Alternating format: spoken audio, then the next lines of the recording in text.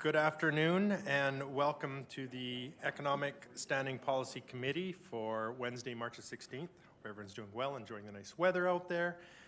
We will get started, Madam Clerk, with a roll call. Thank you, Mayor Higgin. Councillor Carlson. Present. Councillor Middleton Hope. Present. Councillor Palladino. Present. Councillor Parker. Here. Councillor Schmidt-Rempel. Here. Acting Mayor Dodick. Here. Deputy Mayor Crowson. I believe she's not present. Mayor Higgin. Here. Councillor Campbell. Present. Thank you. All right. We'll move on to the acknowledgement statement. The City of Lethbridge acknowledges that we're gathered on the lands of the Blackfoot people of the Canadian Plains and pays respect to the Blackfoot people past, present, and future while recognizing and respecting their cultural heritage, beliefs, and relationship to the land. The City of Lethbridge is also home to the Métis Nation of Alberta, Region 3. Right. At 4.1, adoption of agenda. Be it resolved that the agenda of the Economic Standing Policy Committee meeting on March 16th, 2022 be adopted as presented. Councillor Parker. Question, unless there's any adjustments to the agenda? There are no revisions to today's agenda. Thank you. I'd call the question, ma'am. Question's been called. All in favor? Any opposed? So carries. Next, I have a resolution from Councillor Middleton Hope, the consent agenda 3.0. Be it resolved that the minutes of the Economic Standing Policy Committee meeting held on Wednesday, February 16th, 2022 be approved and the mayor and city clerk be authorized to sign the same. Councillor Middleton Hope. Thank you, Your Worship. I call the question. Question's been called. All in favor? Oh, sir, go ahead. Maybe I'm looking at the wrong agenda. Is that not 4.1, not 3.0?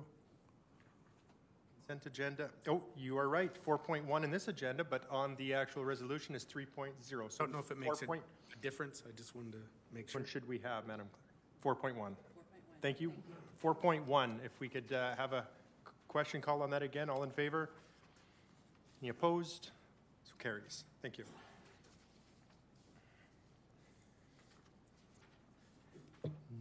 Next, we have a presentation from Mr. Matthews, City Treasurer, regarding the 2023 to 2026 operating budget process. Mr. Matthews. Thank you, members of Economic Standing Policy Committee. If we could just get me the slides are up. Perfect. We'll just start there. And maybe if I could get it to go to the next slide. Thank you. So thank you, members of Economic Standing Policy Committee today for having me here today to provide with an orientation of the budget process for the 23 to 26 operating budget for the City of Lethbridge. With me today, I have Caitlin Barr and Megan Williams from Corporate and Communications Group to answer any questions on our public engagement process. But first, I'll go to the next slide. We'll be going through a number of topics today. This includes an overview of the various budget documents, the linkage of the budget to various strategic and planning documents, as well as the alignment of the operating and capital budget processes that we described back in August 24th to City Council. The presentation will also discuss the differences between base budget, budget pressures, budget initiatives. Finally, we'll discuss the 2023 to 2026 operating budget timelines and provide a high-level summary of the public engagement process for the operating budget. Get the next slide, please. So why does the city create an operating budget? Well, the MGA requires that every municipality adopt an annual operating capital budget or a single annual budget that incorporates both operating and capital items. Municipalities are required to have a written 3-year financial, operating that is, and 5-year capital plans in addition to the annual budget. So I can get the next slide. For the City of Lethbridge, we have 2 separate budgets to meet these requirements. In regards to the operating budget, we are currently in the 2019 to 22 operating budget cycle. The city practices multi-year budgeting, which means that every 4 years, City Council deliberates and approves a new 4-year operating budget. However, in 2020, due to the COVID-19 pandemic, City Council undertook a review of the 21 and 22 operating budget in support of a recovery strategy and reduced the municipal portion of tax increase down to 0% for the years 21 and 2022. The other budget the city prepares is the capital budget. The City Council approved the 22 to 2031 Capital Improvement Program in June of last year. This 4-year approval has a period of 2022 to 2025 with a 10-year plan. Move to the next slide. Thank you. As a reminder, the City of financial documents are available on the City's external website. If you click on City Government and then click on the City Financial Documents on the left-hand side, it'll bring you to a page that has all the public financial documents for the City of Lethbridge, including the Operating and Capital Improvement Program. If I could get to go to the next slide. So next I would like to describe how budgeting is linked to various planning and strategic documents of the city. As you can see, there are many strategic planning documents that exist within the City of Lethbridge, and there is a financial connection either for capital or operating to all of these documents. A planning document that I'd like to highlight is the City Council's Action Plan, which identifies Council's strategic goals and priorities. And in particular, the 23 to 26 operating budget will be linked to the new Council's strategic plan. Given the financial component of to the various planning documents and strategic documents that you see on this slide, all was one of the reasons why for all periods, well, all of them have periods of greater than more than 1 year, and budgeting over multi-years assists with the planning and coordination of these documents and objectives, I should say.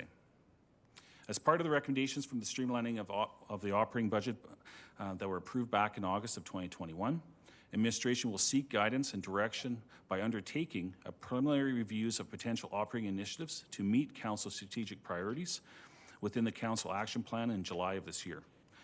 I'll speak a little bit more about the Council's action plan and how it will be reflected in the funding priorities established in the budget later in the presentation.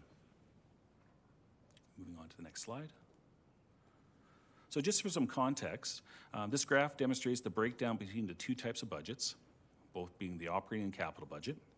The operating budget includes the cost for services such as police, fire, electric, transportation. These are the day-to-day operations providing service to the community. The capital budget consists of the construction projects and the cost of roads, recreation facilities, and new parks and buildings, etc. Next slide. Today's presentation will focus on the operating budget. Just for context, the operating budget for 2022 is approximately $433 million. Move to the next slide. The operating budget is broken down into two types of funds, the general fund and the utility fund. The general fund is also known as the tax-supported departments and includes police, fire, parks, and transit, those same services I talked to you before. And the general fund is funded from property taxes, user fees, operating grants, and other general revenues. Whereas the utility fund, which includes the utilities such as electric, water, wastewater, waste recycling, are funded from utility rates. Move to the next slide. So now moving on to the alignment of the operating capital budget. So this goes back to our presentation in August of last year. So I'll just give some background for council members. So in May of 2021, City Council had instructed the city manager to review and streamline the operating and capital budget process to reduce the complexity and cost of assembling and presenting budgets to council and the community. City Council approved on August 24th a new enhanced budget process that will align the 4-year CIP and operating budget cycles. This new process also included budget reviews by council on an annual basis. This year, we are working on preparing the 23 to 26 operating budget, which is highlighted in the green boxes on the screen. Later this spring, we'll also be working on aligning the budgets by seeking council's approval of the 2026 capital projects in the 22 to 31 CIP. This will set the stage for the full implementation of the deliberation of the 4-year operating budget and the 4-year CIP in the same year in 2026. As you can see in the blue boxes for the years 23, 24, and 25, annual operating and capital budget reviews will also be included with the City Council. If I can move to the next slide. We'll now go over the difference between base budget, budget pressures, and budget initiatives that you'll see as we go through the budget process and give some context around that. So first off, what is a base budget? Well, a base budget is the budget required to maintain the current levels of service. The base budget starting point for 2023 to 2026 operating budget is the 2022 programs or service levels after the budget was reduced during the 21 to 22 operating budget review. Next slide. So what are budget pressures? Well, budget pressures are significant pressures faced by the department to run their current level of service in the upcoming budget that are not currently included in the base budget. The slide provides examples of different types of budget pressures, being external growth and inflationary pressures. The external budget pressures typically are imposed for other level of governments, and they could be things like reduction in grant funding and so forth from other levels. Growth pressures or any costs associated with community growth, i.e. maintenance of new parks, trails, and streets and so forth that need to be maintained at the current service level standards of those departments. And finally, there's inflationary examples as well. So for example, fuel cost increases that we've seen as well just recently, those kind of increases are part of the inflationary, and also contractual cost increases are considered an inflationary part that would be part of budget pressures within the upcoming operating budget. Move to the next slide. So budget initiatives. So what are budget initiatives? Well, budget initiatives are the opportunity to propose potential service enhancements or reductions that have not been previously included in the operating budget. Why are budget initiatives important for City Council? Budget initiatives are one way, or one of the main ways, Council can link their strategy through the budget process. Council did a very good job building Council's action plan, and administration is building steps in the budget process to link Council's strategy through upcoming operating budget. And one of the ways is doing that is through initiatives. This is where Council can lead by bringing forward operating budget initiatives that link to your strategic direction as well. Departments will also bring forward new budget initiatives for any changes to service levels in their area. These initiatives will be vetted to ensure they meet Council's strategic direction. A high-level listing of both Council and Department budget initiatives will be presented to City Council at the end of July. This new process will give Council another opportunity to review all potential budget initiatives earlier in the budget process so Council can provide feedback on the initiatives. This process will support Council's ability to strategically drive the budget. Presentations will be made to Economic SPC about the details of each budget initiative in October. So this is where we get into the finalized nature of the budget of initiatives coming out. These presentations are being made earlier on in the process to give Council more opportunities to ask questions about initiatives before budget deliberations and later in the fall. Budget initiatives will be deliberated to Economic SPC in November. Once a budget initiative or budget reduction is approved, it becomes part of the base budget for the next operating budget cycle. Moving to the next slide. So now I would like to present the 23 to 26 operating budget timeline. So the operating budget process started with the Council's action plan that was approved in January. As noted earlier, Council's action plan will help determine funding priorities that need to be established in the budget. As you know, we are here today to go over the budget process, including the public engagement plan, which will be presented on a future slide. In April, administration will be coming back with a presentation on initial budget pressures as identified by the departments. In this meeting, we'll go over the pressures we are facing in the base budget. Taking some feedback from what we've heard from City Council, administration, and the public, as well as the commitment made last August for a more strategic budget process, administration has made a number of improvements. First, in May and June, administration will facilitate a session with Council to update Council's action plan. This will provide an opportunity for Council to review and prioritize their strategic actions and develop these actions into specific Council initiatives. Secondly, as mentioned previously, in July, administration will bring forward to Council a draft listing of Council and Department initiatives. This will allow administration to seek Council's guidance and direction on narrowing the number of potential initiatives and give Council the opportunity to provide further feedback to administration. In September, utility departments will present the proposed utility budgets and bylaw for utility rates to City Council. In October, the draft budget document and initiatives will be presented to City Council. As previously noted, we've made improvements to the budget initiative presentation process by bringing forward these presentations in October instead of during budget deliberations. This will give Council additional time to process and ask questions about budget initiatives. Also in October, Council will receive a report on what was heard from the community during the budget public engagement process. Budget deliberations will be from November 14th to the 18th at Economic SPC. Finally, Economic SPC will make a budget recommendation approval to City Council either at the end of November or at the beginning of December during those council meetings. And of course, throughout 2022, there will be ongoing public engagement. Next slide, please. Finally, I would like to provide a high-level overview of the public engagement plan. The public engagement plan will gather feedback the City Council can use in decision-making relating to the 23 to 26 operating budget. The public engagement plan is designed to consult the multiple activities structured to engage as many people as possible on the topic. The engagement approach will be based on previous public engagement successes, as well as new ideas to reach broader audience.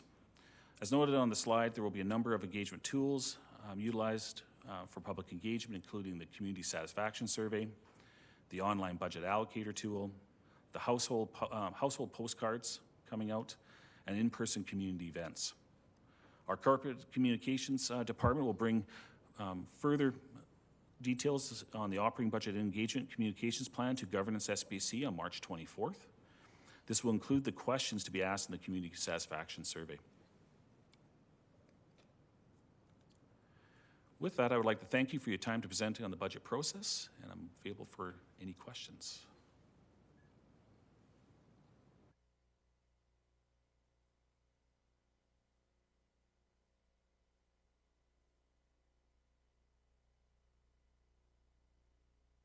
There we go. Button not working. Thank you very much, Mr. Matthews, for that presentation. I do have questions. Councillor Middleton Hope. Thank you, Mr. Chair. Mr. Matthews, will all of the projected revenue streams, including departmental efficiencies, be part of the July presentation? During the July presentation is specifically just initiatives in that component. Where we're looking at the full package of what's coming forward is a couple different places along the journey. First, on April 13th, we'll look at the budget pressures. So if you remember the slide inside of there, we start off the base budget, we'll start with the budget pressures and give Council an idea of the budget pressures we're facing today. Now keep in mind at that meeting, it's still, we're still at a very high level of budget and there'll be a lot more refinements going on. Where you'll see the full context of the budget is in October. That's where we bring, in October, we'll bring forward the budget package with the full base budget plus budget pressures and all the initiatives and have initiative presentations. Okay, thank you. That was very wholesome because, oh, there we go. Councillor Carlson. Thanks, Marigan. Thanks, Mr. Matthews, for this. The engagement piece to discuss, the Community Satisfaction Survey, have those questions been finalized? So no, the questions haven't been finalized yet for that. I believe, I'll let Ms. Megan speak to it in a second here, but they're coming to the Economic SPC, or Governance SPC, I should say, on March 24th for a discussion around that. But I'll let Ms. Megan, or Ms. Williams, I should say, speak to that. Thanks, Megan, for that. Because, yeah, I thought I saw in there that it was Economic that was going to be dealing with it, and I didn't see it on the agenda today, so it will be... It will be the 24th, so next week at Governance SPC. You're welcome.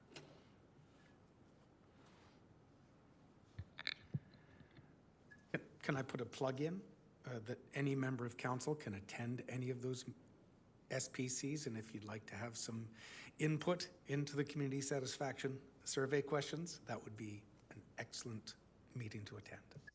Someone on governance? Wants friends on governance? Thank you, Councillor Carlson. Any further questions? Seeing none, I have a resolution here from Councillor Carlson, 2023 to 2026 operating budget process Be resolved that the Economic Standing Policy Committee recommend that council direct administration to communicate and engage with the general public based on the community engagement strategy for the 2023 to 2026 operating budget. Councillor Carlson. Thank you, Mayor Hagan. Again, if anyone wishes to have some input into those, I believe our past community satisfaction surveys are online. So you can kind of look at the most recent ones we've done to see what the thoughts were behind that. So please join us at governance. Appreciate the work that's gone into this. I know that this has been a different experience as we try and harmonize the operating budget with the capital budget. So I appreciate the work that's gone forward. And unless there's any further thoughts, I'll just call for the vote. I do want to add in, and I want to thank Edmund, because I know that this, when we discussed this last year, the councillors that were at that time, I mean, it was a lot of conversation there, and I'm really happy to see this come back, especially talking about the community, getting that community feedback and that transparency issue through surveys, tools, I think you said postcards, community events. So thank you very much, Mr. Matthews, and your team for that. This is super exciting as the action plan speaks to that transparency, so thank you for that. And if nobody else, the questions have been called. All in favor? Any opposed? So carries.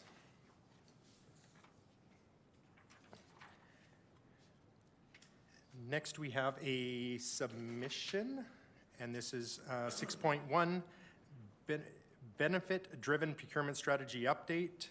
And I know we do have, I think, someone online, if there's any questions. Tyler, thank you, Tyler. And Perry are online to answer any questions. And so I will start with questions. Acting Mayor Dodick. Yes, thank you. My first question is, there's a lengthy report from BiSocial Canada. Who are they?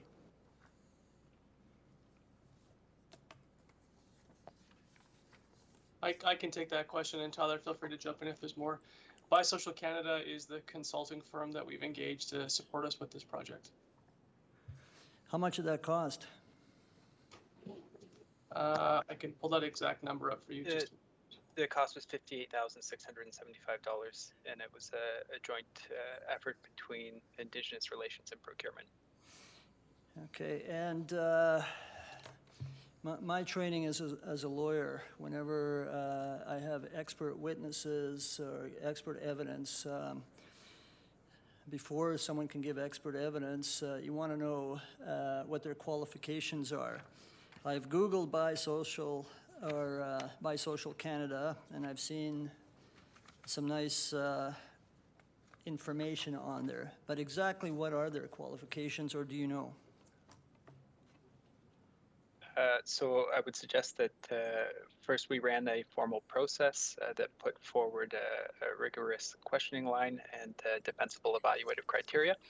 And at the end of that, BiSocial was named as a successful proponent, having demonstrated the best overall value to the organization. So that is what we utilized as our criteria, essentially, to determine that they were the correct proponent. Okay, who set the parameters? Who made the ultimate decision? And how did you determine that whoever made that decision actually had the expertise to actually determine that this was the best organization to be able to do the work that they were tasked with? So we developed a cross-functional team of members throughout the organization to take a look at the evaluative criteria and then ultimately how the proponents were able to respond to that criteria. As per our policy, and just in general, I'll note that it's generally well accepted that a cross-functional team within procurements is able to typically derive the best benefit as a result to having a particularly more isolated group evaluating. Now, I read the report, and it made a lot of statements that I could literally spend hours questioning on, but that would be of the people preparing the report. But one thing I did see that there was a glaring lack of was any real discussion of the New West Trade Partnership Agreement that deals with procurement policies of organizations like the City of Lethbridge and with respect to British Columbia, Saskatchewan, and Alberta. Do you know if they considered that in making the report that they did and the recommendations that they're suggesting? Yes, absolutely. So it's fully trade compliant. So that includes New West Partnership as well as all other relevant trade agreements. And the way that they achieve that is ultimately by looking at things that are above trade threshold or what are considered to be covered procurements in the agreements, and then ultimately a different set of rules that can exist for things that are sub-trade threshold. Okay, so let me get this right. You're saying that this organization had a look at the New West Trade Partnership Agreement, and somehow they determined that based on their experience and their expertise that in fact they're compliant with the New West Trade Partnership Agreement. Is that your understanding?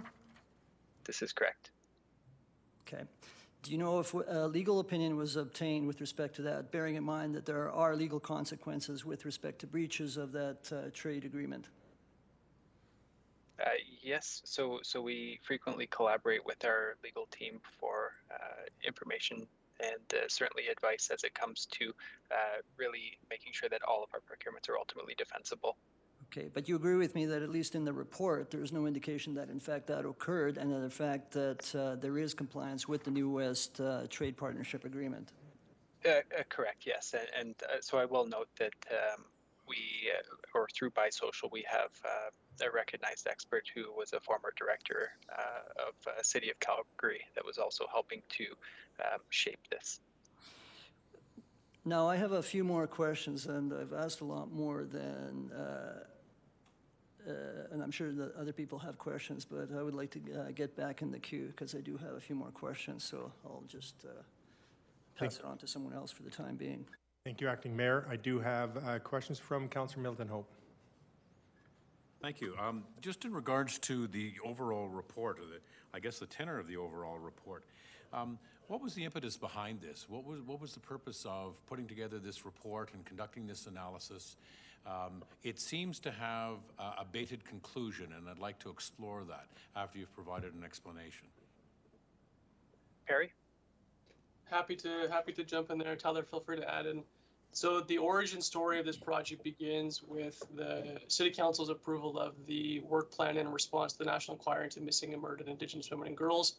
One of the recommendations in that work plan included in it an exploration of Indigenous procurement. Through collaborations with purchasing, we tried to expand the scope of that to think about not just Indigenous procurement, but also local procurement and procurement with a broader social value.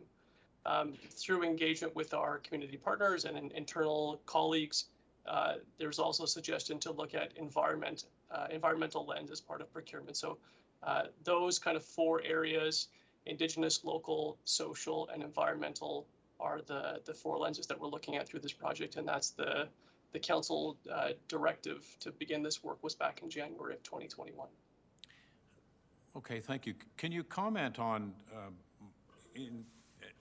I guess, to either confirm or refute my observation that this, in fact, not only provides a leg up for one particular group, but actually elevates it to a different platform in terms of providing it with incentives to provide, to participate in the procurement process, but also that they have a very decided advantage in terms of the selection process. Is that a mischaracterization of the report, Perry, or have I observed it correctly? I'll provide my insight from an Indigenous relations perspective, but I would also like Tyler to weigh in on that as well.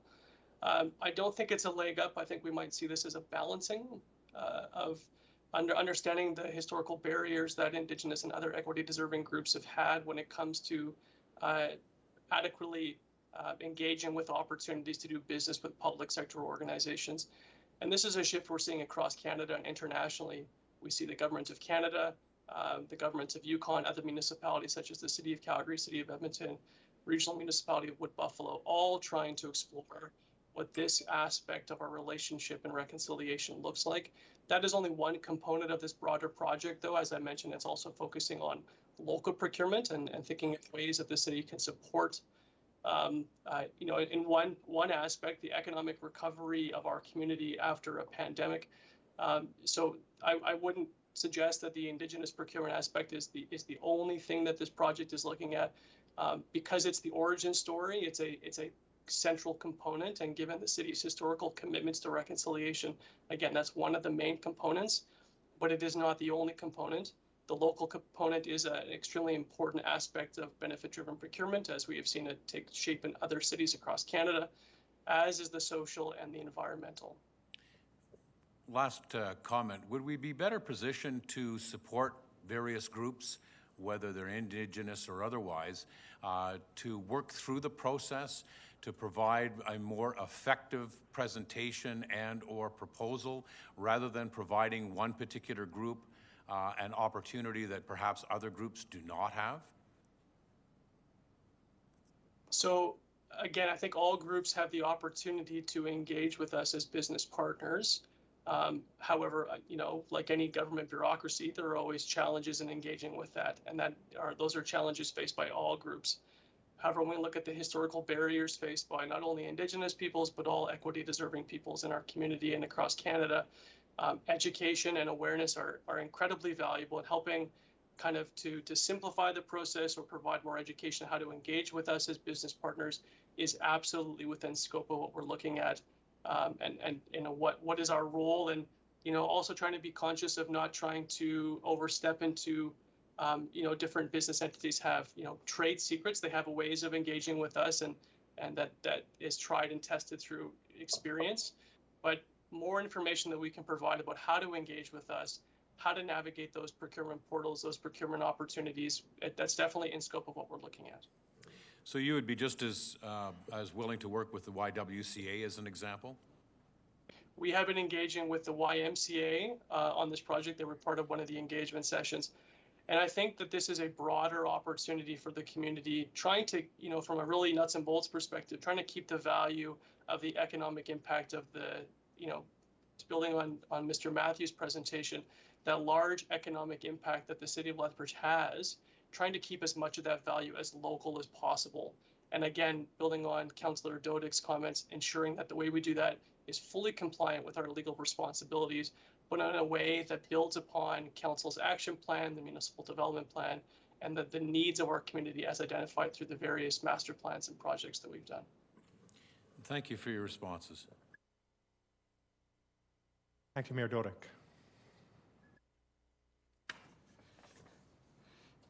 Do you not feel that the recommendation on this report is effectively an economic affirmative action call to arms? I'm sorry, I don't think I can answer that question. Can you maybe rephrase it? Okay, I see this report and the recommendations being made is that effectively this is affirmative action, but it's economic affirmative action. You had indicated that when Councillor Middleton Hope asked if this was giving perhaps a leg up, and the response was that actually that was making it more equitable. So do you not see this as being economic affirmative action?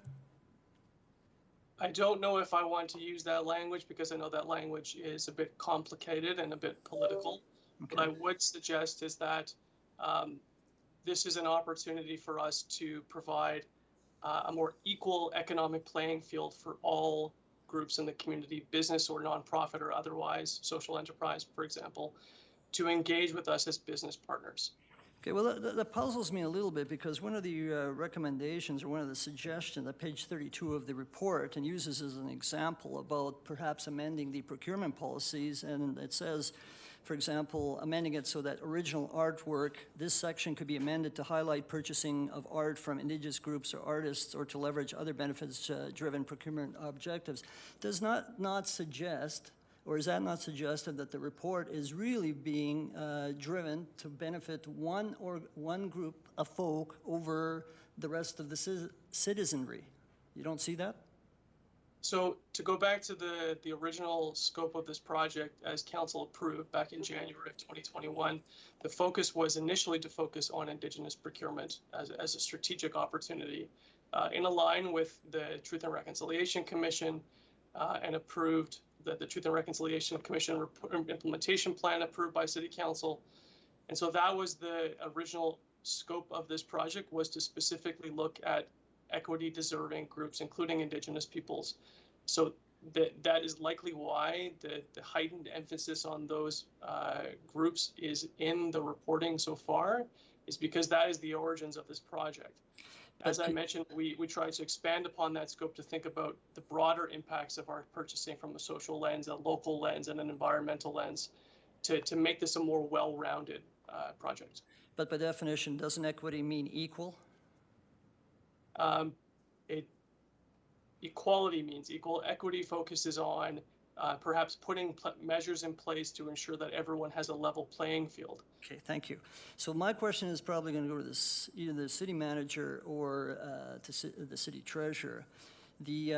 On page 9 of the report that I've been referring to, it quotes the Truth and Reconciliation Call to Action number 92, and it says, ensure that Aboriginal peoples have equitable access to jobs, training, and educational opportunities in the corporate sector, and that Aboriginal communities gain long-term sustainable benefits from economic development projects. So my question is, do current city procurement policies in any way prevent, hamper, or hinder Aboriginal peoples, as that phrase is used in that TRC call to action, from bidding or tendering on city contract, whether they be for goods, services, or construction, or any combination thereof?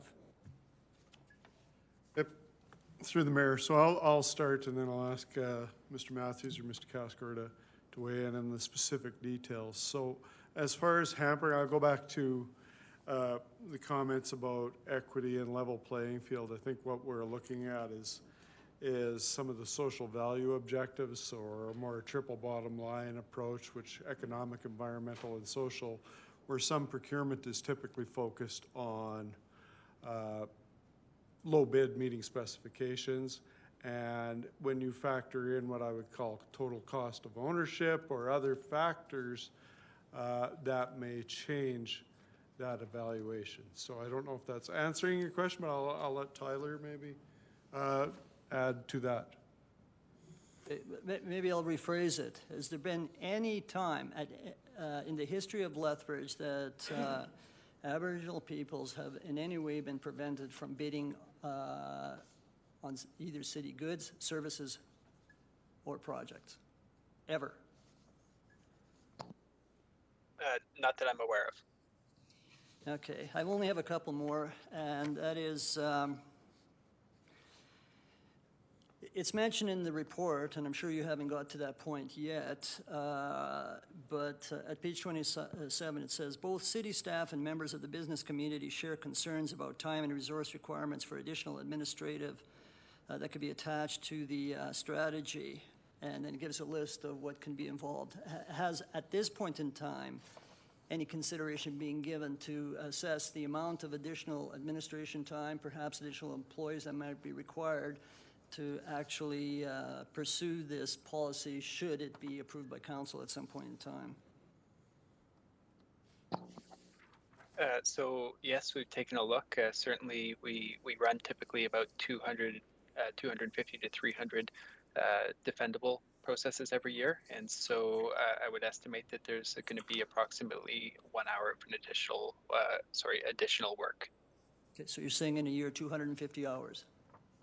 Correct. Okay. All right. Like I said, I could have had a ton of questions, but I think I've had my say, and I think... You have somebody else in, you can come back. If you do find that there's some others, I will hop over. I think... You're good? Well... Oh, you're done. All right, Councillor Middleton Hope, go ahead. Thank you. It's just questions that arise from some of the comments that have been made, and I would just like perhaps either of the gentlemen on the screen to perhaps comment on it. Are we looking for a competitive and competent process? Are we looking for the most competent and competitive bid? And it doesn't matter what faction of the community it comes from, but isn't that the purpose of these processes, is to try and identify somebody who can provide us with a very competent and competitive bid? Then yes. I see lots of nodding. So then why do we need to provide any group with an advantage? Are they disadvantaged? Have they told us that somehow the processes that we have present them at a disadvantage in the process? So the way that I would think about it is that we always have evaluative criteria that put forward different requests of the supply base, essentially. And this is our opportunity to really stress what we value as an organization as we go out to procure specific items. So what are the values, assumptions, beliefs, expectations that we hold? And it's an opportunity to embed those within a formal process to ultimately still deliver a total cost opportunity for the organization that we can stand behind and hopefully be confident in, not looking over any particular groups or making sure that we support, appropriate human rights issues, environmental concerns, et cetera. So are you suggesting that there are unethical groups or unethical bids that come forward on some of these procurement processes? And what you're trying to do is ensure a more ethical process? Yes, I would suggest that ultimately, if we're not asking these questions or holding our supply base accountable, we're not always fully aware of where products may be sourced and if there's implications from a human rights perspective on that. And that can exist with environmental concerns as well. So we just want to put those questions to ultimately the supply base and make sure that they're coming back with responses that we're comfortable with prior to making awards. Is it okay if I just add an addendum to that answer? Sure, please. I think it's valuable to think of this from the perspective of strength-based as opposed to deficit-based. I think one of the things that we do is look at approved council plans and policies, including the municipal development plan that outlines what council's direction has, thinking of, and in the same way that the council's action plan looks at healthy, diverse community, a well-designed community, a community that supports the region in those 6 or 7 kind of policy buckets. This is an opportunity to embed, from a strength-based perspective, embed those values and policy outcomes into a different aspect of city administration and city operations to ensure that those we can deliver upon those expectations that council has approved and try to increase the value of our spend within the broader community, still keeping in mind that taxpayer return on investment is paramount, but at the same time as we're trying to achieve that kind of value for taxpayer dollars, that we can also try to leverage that and achieve broader environmental and social values at the same time.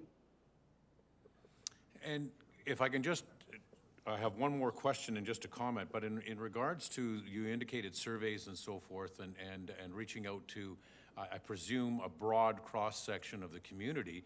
And has the broad cross-section of the community, not specific individuals who may or may not be involved in this procurement process, have they provided us with this type of feedback that they want specific groups to have, as you've indicated, perhaps an advantage in these processes? Have they indicated that, or have they been mute on that subject? From my perspective within the Indigenous relations space, economic reconciliation or removing barriers to participate fully as economic partners has 100% been raised time and again by every Indigenous partner that we've ever engaged. Yeah, and I didn't ask that question, Perry. What I asked was the broader community, not just a specific group. Yeah, so have we gone out to the broader community and said, is this what you want? Clearly, the Indigenous groups want this, I understand that, but have you gone out to the broader community and asked the same questions? So when in our engagement during phase 1 of this project, we engaged with the support of the Chamber of Commerce and other partners in the community, engaging with their membership. And a lot of organizations definitely could see the value of this. A lot of organizations, as you see in the reporting so far, have said that they have a few concerns and things that we think that we can manage and mitigate. So there is a lot of interest in the community of seeing how the city can leverage its purchasing power to create added social and economic and environmental value. Absolutely. Okay. Just one last comment in regards to a comment that was made in regards to the process being defendable. and we had several examples of defendable processes. Do we have any that are not defendable? I sincerely hope not. So I would suggest that everything that is competitively tendered is absolutely defendable. There you go. Thank you very much. If Mr. I City could just- Manager? If I could just weigh in here, the way I see this, and I might try to reframe it a little bit, is over time, kind of what I would call an evolution of government procurement process that I touched on it already was, at one time it was low bid meeting spec. Well, you could get two different, let's talk about assets. You could get two assets that one is cheap, but over the life of that asset, it could be significantly more costly. So this is just a continuum on that procurement value chain, getting into social value objectives and so forth. So one of the examples that I believe is from the report is talking about a junk hauling business. Isn't that correct, Tyler? Where they might be able to employ currently underemployed individuals that has a larger social economic value to the greater community area. So just trying to tie it to an actual practical example. So I don't know if Tyler or Perry want to add anything. There's a direct cost of that service, still evaluating that service on even playing field basis, but then looking at that larger economic value or social value objective approach. Yeah, I think that's exactly right. The research that Buy Social Canada has presented us with indicates that there is no anticipated extra cost to purchase these goods and services using this perspective. I think that again, using that strength-based language, we're trying to leverage this existing spend to increase community benefit, whether that's through local benefits driven procurement, so local procurement having those relationships with local service providers or proponents, or the other equity deserving lenses or the environmental lens. The intention is not to add cost, it's to add value. Right. Next in line, Councillor Schmidt-Rempel. Thank you very much. And thank you both very much for the report that you submitted. I did have the opportunity to attend one of the sessions as part of the local business engagement and have done some thinking about this, had an opportunity to research this a little bit more. I know that during those sessions, the biggest concern we had was, would there be regular evaluation, regular dialogue, and would there be an opportunity for mentoring businesses to help understand the procurement strategy if it were to be accepted by council, largely because we are seeing procurement strategies change towards social enterprise and seeing more benefits-driven procurement coming across. So have either of you had an opportunity to think a little bit more about that? Because that was one of the biggest questions coming out of that session that I was at. Thank you.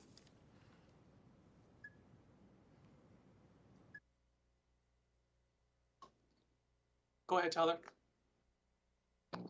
Right, Ken.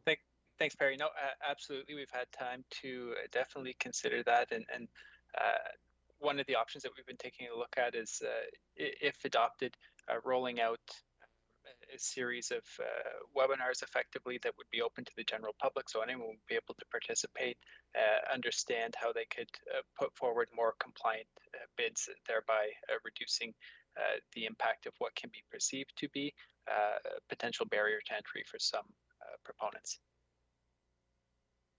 And the only other thing I'll add to that is, part of this is relationship building. So as we start to increase, basically create a new marketplace for existing supply base to engage with, social enterprises or not-for-profits to support the delivery of services, there's going to be some need for networking to help those two parts of a marketplace engage with one another. And so that's part of the engagement strategy at the moment, but also I think will be considered within the implementation plan if approved by council. The other thing that we've contemplated is regular meetings with perhaps a working group or a standing committee that includes participation or representation from the supply base to ensure that we are dynamic and flexible and alive to concerns as they emerge within the community, both positively and negatively, so we can respond and be dynamic in that way too. Thank you very much, because, yeah, we want to make sure we are engaging if we decide to change this and move towards this. Thank you very much. Is there any further questions?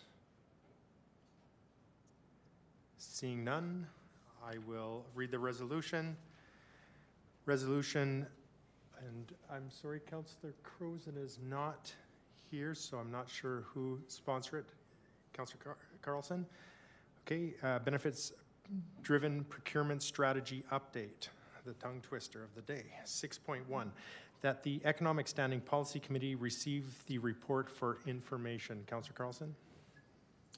Thank you, Mayor Hagan. I appreciate the report, appreciate the update, and appreciate the questions from my colleagues. I was pleased to read the report and see that it has been expanded to include many more aspects and trying to achieve some change in our dominant social issues here in our community.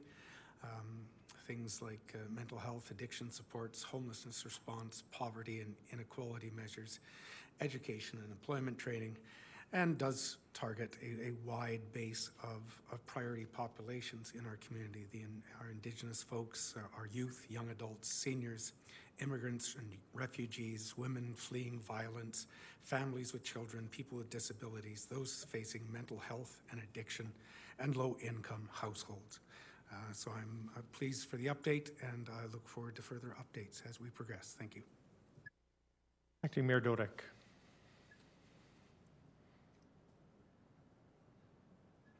Call me? Oh, sorry. My ears are going bad. I have never voted against a filing motion up until today, and I'll explain why. I'll be short about it. Page 2 of the report says, Buy Social Canada will use this report as the foundation for the development of the draft benefits-driven procurement policy. So what they're saying is that report will be used by them for what they just said they're going to use it for. I'm not satisfied that the report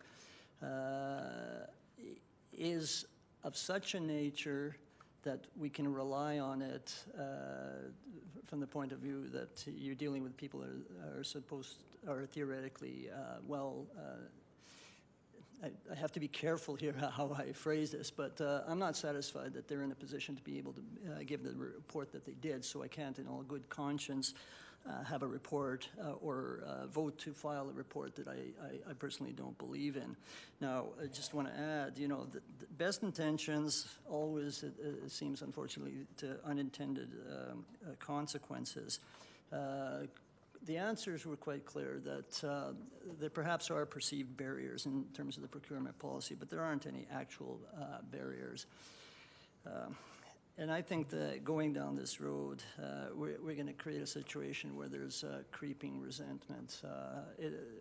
Whether you want to say it or not, in fact, this is not giving equitable or equal treatment. It's giving preferential treatment. And I understand why people want to do that, but I don't think that is within our purview, certainly not within Section 3 of the Municipal Government Act, that we should be going down this road. So I'm voting against the filing motion because I'm not prepared to accept the report. Thank you. Thank you. Councillor Middleton Hope. Yes, just before I make any comment, I see that Mr. Lowen is online. Does he have anything else to add? Is this an appropriate time to ask him? Questions, I guess you could have asked in question. I don't know if, Mr. Lowen, if there's anything you'd like to add? I'm happy to assist the committee with any questions they might have, but I don't have any single item that I wish to bring to anyone's attention, no. Thank you. Always like to get our money's worth out of our solicitor. My comment is I'm voting against this, voting for it. I'm all for helping hands and for providing fulsome proposals. I think it's incumbent upon us to develop processes that do that. But I'm not in favor of providing any one group, I don't care who it is, with an advantage over others simply because they are part of a group or part of a company.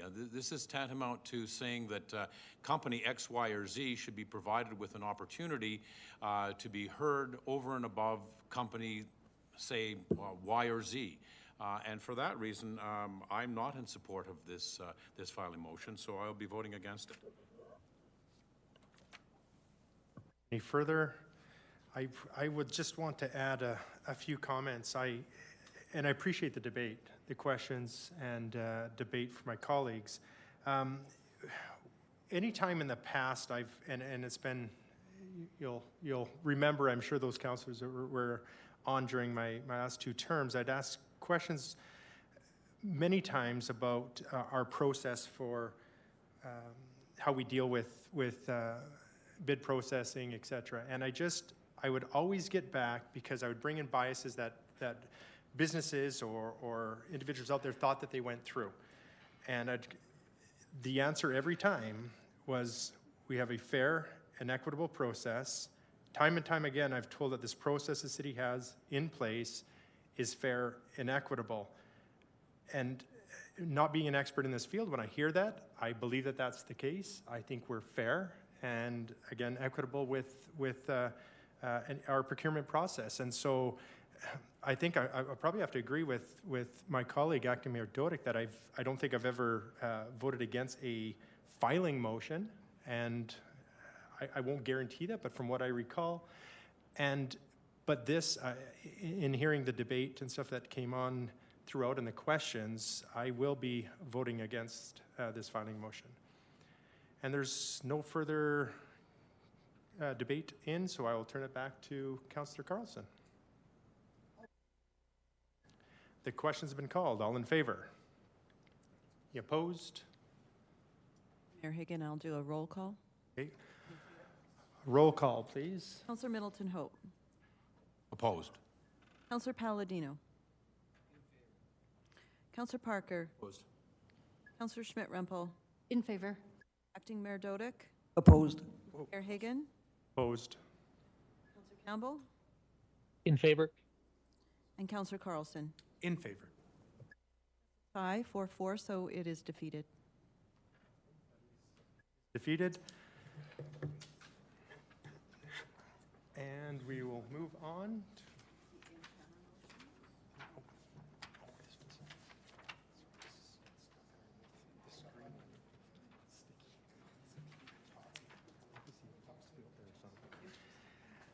I do have a resolution moved from Councillor Schmidt-Rempel, closed meeting broadband pilot project update 7.1. Be it resolved that the Economic Standing Policy Committee recommend that Council direct that the closed meeting discussions, reports, and attachments with respect to the broadband pilot project update remain confidential pursuant to Section 16, harmful to business interests of a third party, and 24, advice from officials of the Freedom of Information and Protection of Privacy Act. And number 2, approve the city manager or designate to complete negotiations and execute the operating agreement with the Internet Service Provider, the ISP. And number 3, approve the 2022 operating budget request as provided in the broadband budget summary attachment on page 8 of the report and 9 of 73 of the agenda. And number 4, direct administration to provide an operating budget for the broadband pilot for 2023 to 2026 during the November Economic Standing Policy Committee operating budget deliberations, and this item to be forwarded to March 22nd, 2022 meeting of council as an item of urgent business. Councillor Schmidt-Rempel. Thank you very much, Mr. Mayor.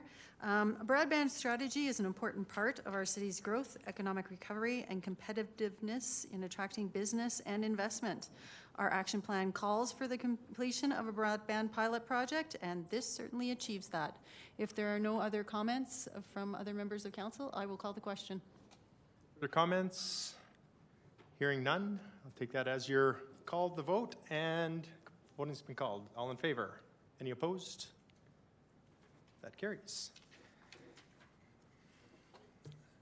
Next, I have a resolution from Councillor Campbell Closed meeting COVID-19 relief request. Be it resolved that the Economic Standing Policy Committee recommend that Council, number 1, direct that the closed meeting discussions, reports, documentations, and attachment with respect to COVID-19 relief request remain confidential pursuant to Section 16, harmful to business interests of a third party, 23, local public body confidences, 24, advice from officials, and 25, harmful to economic and other interests of a public body of the Freedom of Information and Protection of Privacy Act.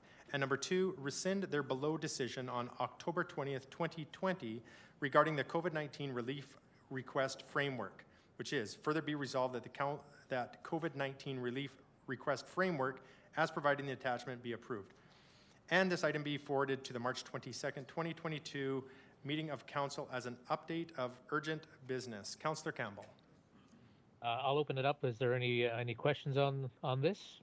Questions? I have none in the queue, Councillor Campbell. We'll call for the vote. The vote's been called. All in favor? Any opposed? That carries. And with that, we are now adjourned.